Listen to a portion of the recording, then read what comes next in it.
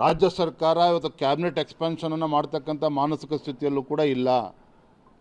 ಇದರ ನಡುವೆ ಬೀದಿ ವ್ಯಾಪಾರಿಗಳ ಬಗ್ಗೆ ಇವತ್ತು ಸಾಕಷ್ಟು ಚರ್ಚೆ ನಡೀತಾ ಇದೆ. ರಾಜ್ಯ ಸರ್ಕಾರ ಮಾನ್ಯ ಮುಖ್ಯಮಂತ್ರಿಗಳ ಈ ತೀರ್ಮಾನವನ್ನು ನಾವು ಸ್ವಾಗತ ಮಾಡ್ತೇವೆ. ಆದರೆ ಇವತ್ತು ಬೀದಿ ವ್ಯಾಪಾರಿಗಳು ಆರ್ಥಿಕ ಶಕ್ತಿನ ತುಂಬೋದ್ರಲ್ಲಿ ಅವ್ರದ್ದು ಕೂಡ ಬಹಳ ದೊಡ್ಡ ಪಾತ್ರ ಇದೆ. ಮತ್ತು ಅವರು ಕೂಡ ಬೀದಿ ವ್ಯಾಪಾರಿಗಳು ಅಂತ ಹೇಳಿದ್ರೆ ಭಾಳ ಬಡ ಕುಟುಂಬದಿಂದ ಬಂದಿರತಕ್ಕಂಥವ್ರು. ರಾಜ್ಯ ಸರ್ಕಾರ ಇವತ್ತು ಇಂಥ ತೀರ್ಮಾನ ಮಾಡಬೇಕಾದ್ರೆ ಮುಖ್ಯಮಂತ್ರಿಗಳು ಸಚಿವರು ಏಕಾಏಕಿ ಈ ರೀತಿ ಖಾಲಿ ಮಾಡಿಸೋ ಜೊತೆಗೆ ಅವರಿಗೆ ಯಾವ ರೀತಿ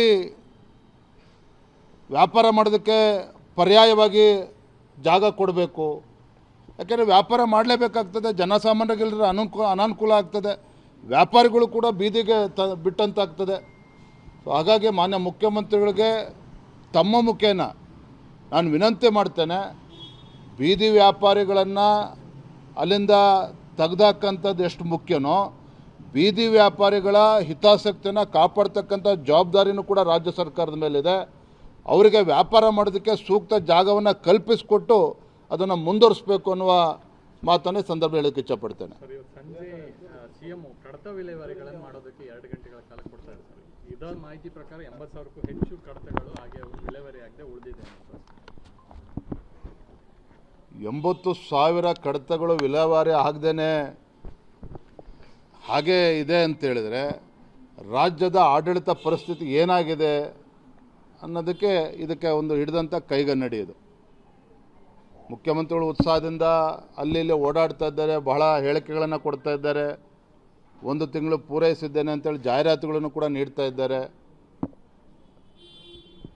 ಈಗಲಾದರೂ ಕೂಡ ಎಚ್ಚೆತ್ತುಕೊಂಡು ಕಳೆದ 3 ವರ್ಷದಲ್ಲಿ ಆಗಿರ್ತಕ್ಕಂಥ ವೈಫಲ್ಯಗಳನ್ನು ಸರಿಪಡಿಸ್ಕೊಂಡು ರಾಜ್ಯದ ಅಭಿವೃದ್ಧಿಯ ದೃಷ್ಟಿಯಿಂದ, ರಾಜ್ಯದ ರೈತರು ಮತ್ತು ಬಡವರ ಹಿತದೃಷ್ಟಿಯಿಂದ ಇನ್ಮೇಲಾದರೂ ಸರಿಯಾದ ರೀತಿಯಲ್ಲಿ ಆಡಳಿತ ನಡೆಸಲಿ ಅನ್ನುವ ಆಶಾಭಾವನೆ ರಾಜ್ಯದ ಜನರಲ್ಲಿದೆ.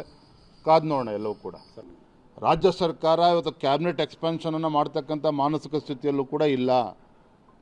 ಇದರ ನಡುವೆ ಬೀದಿ ವ್ಯಾಪಾರಿಗಳ ಬಗ್ಗೆ ಇವತ್ತು ಸಾಕಷ್ಟು ಚರ್ಚೆ ನಡೀತಾ ಇದೆ. ರಾಜ್ಯ ಸರ್ಕಾರ ಮಾನ್ಯ ಮುಖ್ಯಮಂತ್ರಿಗಳ ಈ ತೀರ್ಮಾನವನ್ನು ನಾವು ಸ್ವಾಗತ ಮಾಡ್ತೇವೆ. ಆದರೆ ಇವತ್ತು ಬೀದಿ ವ್ಯಾಪಾರಿಗಳು ಆರ್ಥಿಕ ಶಕ್ತಿನ ತುಂಬೋದ್ರಲ್ಲಿ ಅವ್ರದ್ದು ಕೂಡ ಬಹಳ ದೊಡ್ಡ ಪಾತ್ರ ಇದೆ. ಮತ್ತು ಅವರು ಕೂಡ ಬೀದಿ ವ್ಯಾಪಾರಿಗಳು ಅಂತ ಹೇಳಿದ್ರೆ ಭಾಳ ಬಡ ಕುಟುಂಬದಿಂದ ಬಂದಿರತಕ್ಕಂಥವ್ರು. ರಾಜ್ಯ ಸರ್ಕಾರ ಇವತ್ತು ಇಂಥ ತೀರ್ಮಾನ ಮಾಡಬೇಕಾದ್ರೆ ಮುಖ್ಯಮಂತ್ರಿಗಳು ಸಚಿವರು ಏಕಾಏಕಿ ಈ ರೀತಿ ಖಾಲಿ ಮಾಡಿಸೋ ಜೊತೆಗೆ ಅವರಿಗೆ ಯಾವ ರೀತಿ ವ್ಯಾಪಾರ ಮಾಡೋದಕ್ಕೆ ಪರ್ಯಾಯವಾಗಿ ಜಾಗ ಕೊಡಬೇಕು. ಯಾಕೆಂದರೆ ವ್ಯಾಪಾರ ಮಾಡಲೇಬೇಕಾಗ್ತದೆ, ಜನಸಾಮಾನ್ಯರಿಗೆಲ್ಲರ ಅನಾನುಕೂಲ ಆಗ್ತದೆ, ವ್ಯಾಪಾರಿಗಳು ಕೂಡ ಬೀದಿಗೆ ಬಿಟ್ಟಂತಾಗ್ತದೆ. ಸೊ ಹಾಗಾಗಿ ಮಾನ್ಯ ಮುಖ್ಯಮಂತ್ರಿಗಳಿಗೆ ತಮ್ಮ ಮುಖೇನ ನಾನು ವಿನಂತಿ ಮಾಡ್ತೇನೆ, ಬೀದಿ ವ್ಯಾಪಾರಿಗಳನ್ನು ಅಲ್ಲಿಂದ ತೆಗೆದಾಕಂಥದ್ದು ಎಷ್ಟು ಮುಖ್ಯನೋ ಬೀದಿ ವ್ಯಾಪಾರಿಗಳ ಹಿತಾಸಕ್ತಿಯನ್ನು ಕಾಪಾಡ್ತಕ್ಕಂಥ ಜವಾಬ್ದಾರಿನೂ ಕೂಡ ರಾಜ್ಯ ಸರ್ಕಾರದ ಮೇಲಿದೆ. ಅವರಿಗೆ ವ್ಯಾಪಾರ ಮಾಡೋದಕ್ಕೆ ಸೂಕ್ತ ಜಾಗವನ್ನು ಕಲ್ಪಿಸಿಕೊಟ್ಟು ಅದನ್ನು ಮುಂದುವರಿಸಬೇಕು ಅನ್ನುವ ಮಾತನ್ನೇ ಸಂದರ್ಭ ಹೇಳೋಕ್ಕೆ ಇಚ್ಛಪಡ್ತೇನೆ. ಸಂಜೆ ಸಿಎಂ ಕಡತ ವಿಲೇವಾರಿಗಳನ್ನು ಮಾಡೋದಕ್ಕೆ 2 ಗಂಟೆಗಳ ಕಾಲ ಕೊಡ್ತಾ ಇದ್ದಾರೆ. ಇದರ ಮಾಹಿತಿ ಪ್ರಕಾರ 80,000ಕ್ಕೂ ಹೆಚ್ಚು ಕಡತಗಳು ಹಾಗೆ ವಿಲೇವಾರಿ ಆಗದೆ ಉಳಿದಿದೆ. 80,000 ಕಡತಗಳು ವಿಲೇವಾರಿ ಆಗದೇನೆ ಹಾಗೆ ಇದೆ ಅಂತೇಳಿದರೆ ರಾಜ್ಯದ ಆಡಳಿತ ಪರಿಸ್ಥಿತಿ ಏನಾಗಿದೆ ಅನ್ನೋದಕ್ಕೆ ಇದಕ್ಕೆ ಒಂದು ಹಿಡಿದಂಥ ಕೈಗನ್ನಡಿ ಇದು.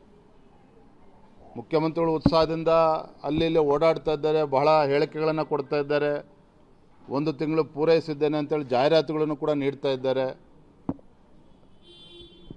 ಈಗಲಾದರೂ ಕೂಡ ಎಚ್ಚೆತ್ತುಕೊಂಡು ಕಳೆದ 3 ವರ್ಷದಲ್ಲಿ ಆಗಿರ್ತಕ್ಕಂಥ ವೈಫಲ್ಯಗಳನ್ನು ಸರಿಪಡಿಸ್ಕೊಂಡು ರಾಜ್ಯದ ಅಭಿವೃದ್ಧಿಯ ದೃಷ್ಟಿಯಿಂದ, ರಾಜ್ಯದ ರೈತರು ಮತ್ತು ಬಡವರ ಹಿತದೃಷ್ಟಿಯಿಂದ ಇನ್ಮೇಲಾದರೂ ಸರಿಯಾದ ರೀತಿಯಲ್ಲಿ ಆಡಳಿತ ನಡೆಸಲಿ ಅನ್ನುವ ಆಶಾಭಾವನೆ ರಾಜ್ಯದ ಜನರಲ್ಲಿದೆ. ಕಾದು ನೋಡೋಣ ಎಲ್ಲವೂ ಕೂಡ.